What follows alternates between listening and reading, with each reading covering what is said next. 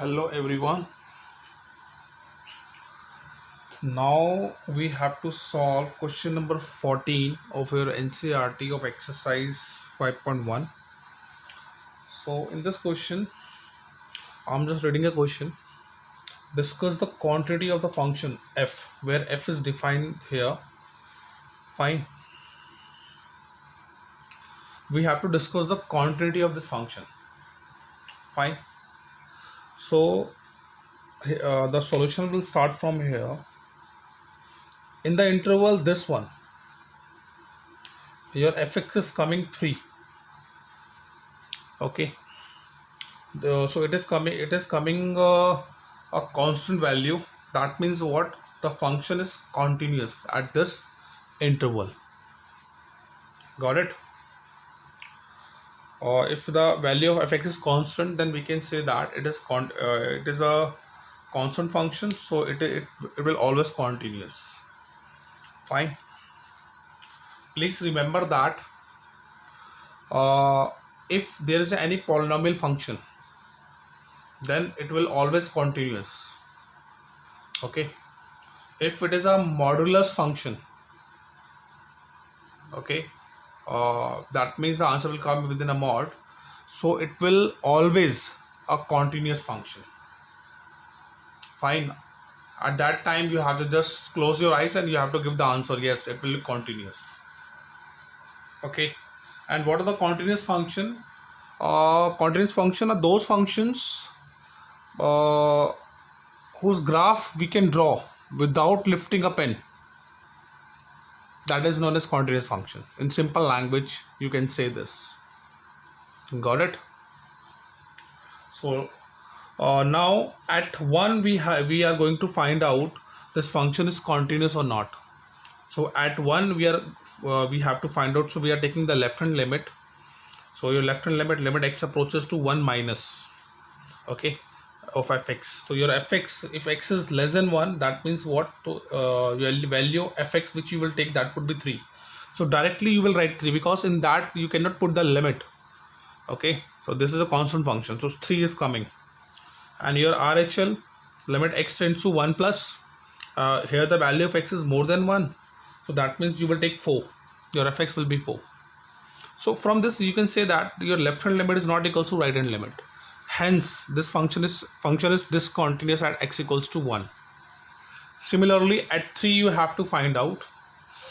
So at 3 your left hand limit, that is limit x tends to 3 minus a function fx. So here the value of x is less than 3, so you will take this value 4, so it would be 4.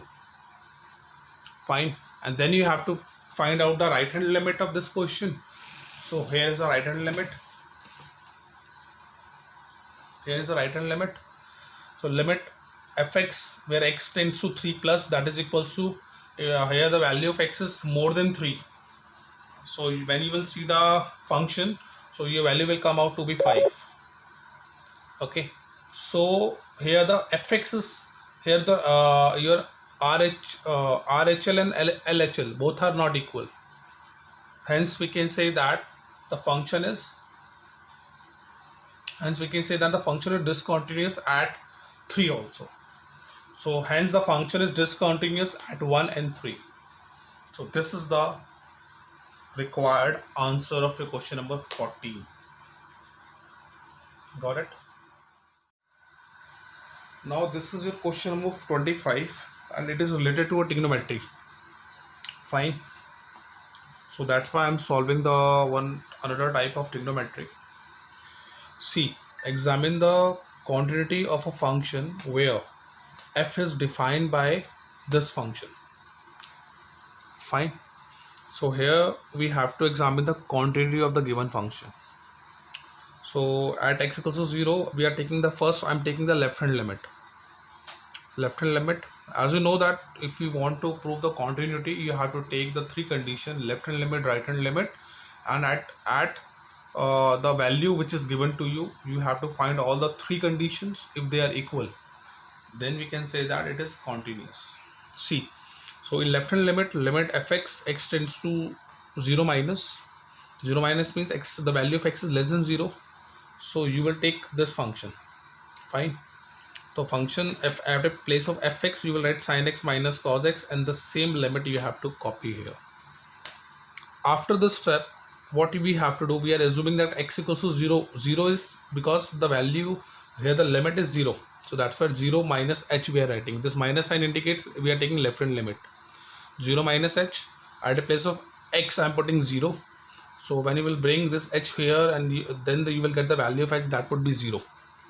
So in the next step, at a place of this limit, you have to write limit x tends to 0 like this. Limit h tends to 0, and at a place of x you have to put this value 0 minus h, 0 minus h, and 0 minus h like this. Got it? Now in the next step, just we are simplifying it. That would be sin minus h minus cos minus h like this. Fine. This minus sign will come outside, and it this cos minus theta, that is cos theta, so you will write cos h. Fine. Now you have to put the limit h equals to 0 here. So you have put the limit. So sin 0 will be, sin 0 is 0 and cos 0 would be 1. So your answer would be minus 1. Got it? Now your right hand limit is limit x tends to 0 plus of fx. Fine. This would be which plus, this would be plus. Fine. To at a place of fx, here the value of x is more than 0. So for more than, again you have to take this function. Fine. So at a place of fx we are writing this function, and here x equals to 0 plus h. Fine.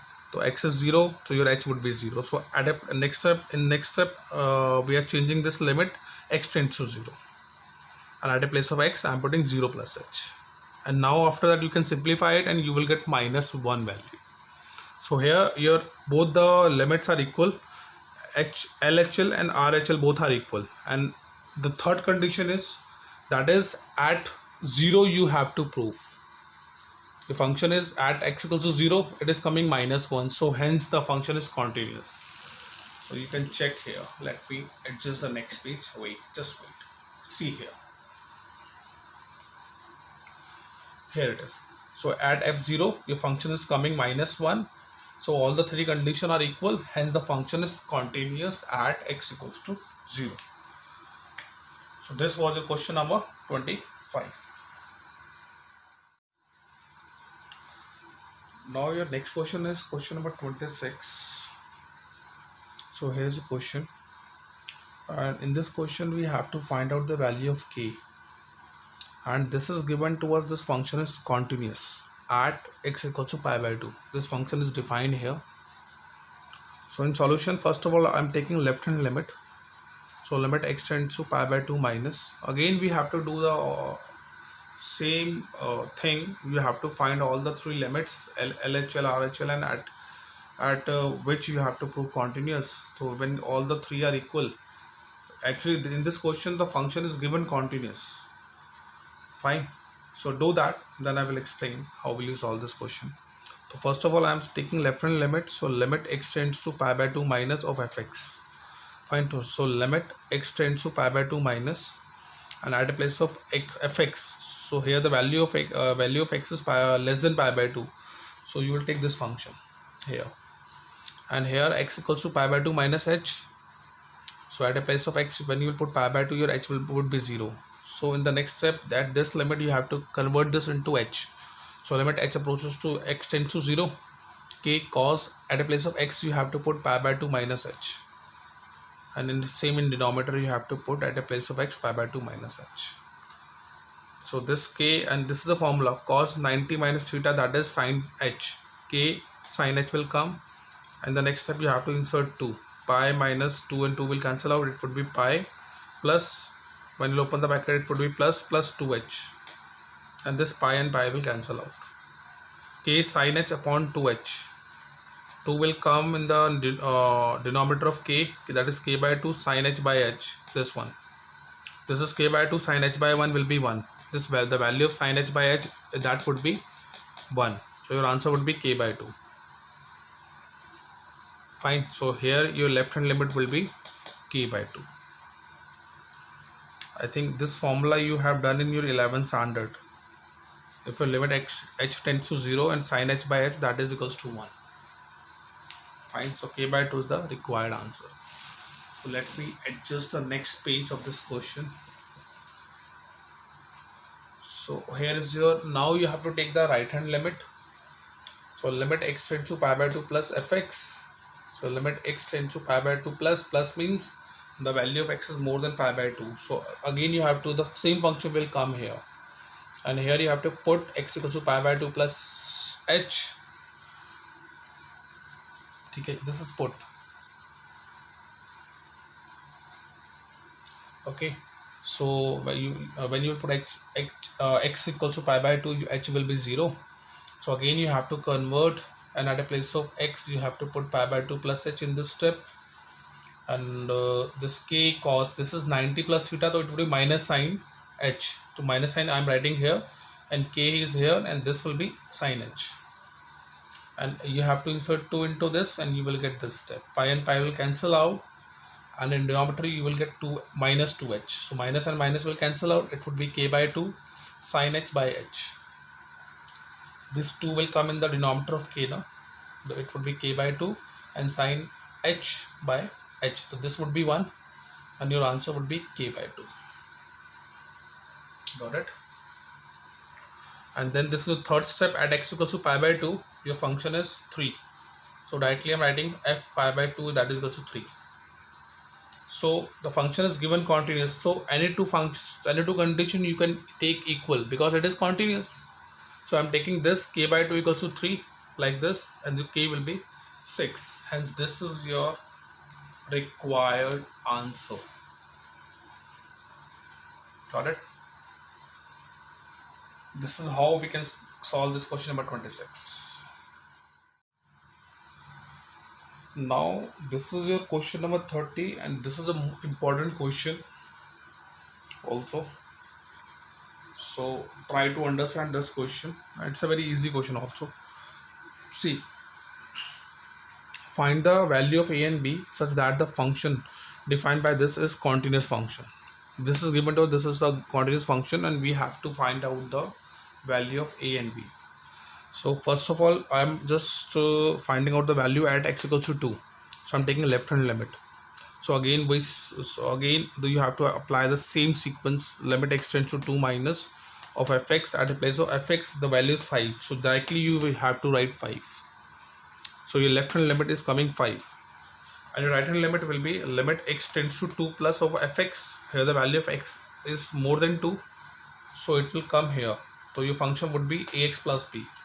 So at a place of fx, you have to write ax plus b. Limit x tends to 2 plus. So here you have to put x equals to 2 plus h. Your x will be 2, your h would be 0. So when you put limit x tends to 0, then you have to replace x with 2 plus h, and you will get this equation. You have to put in this equation. Now you have to put x equals to 0 in this, so you will get 2a plus b, 2a plus b. So here both the equation must be equal if they are continuous. So your left hand limit or your RHL both are equal. So 5 is equals to your answer 2a plus b. So this is your equation number 1. Fine. See next.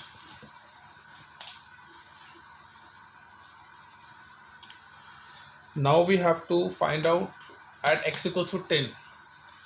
So your left hand limit will be limit x tends to 10 minus fx. So your fx would be function which you have to take, that would be ax plus b.